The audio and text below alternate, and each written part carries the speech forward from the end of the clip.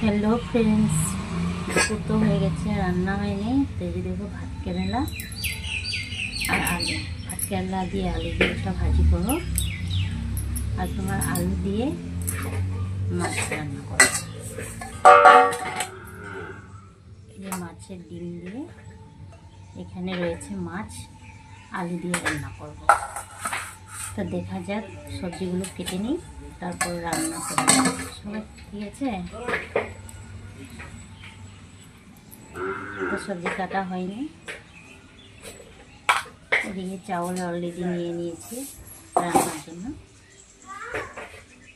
তো অনেকটা দেরি হয়ে গেছে, তো যাই হোক রান্না করে নিই।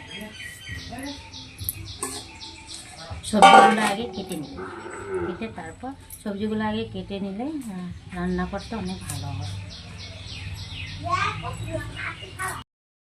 সবজি কাটা আমার অলরেডি হয়ে গেছে,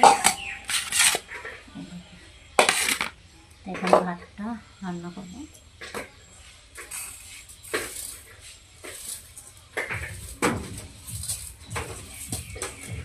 সবজি কাটা অলরেডি হয়ে গেছে।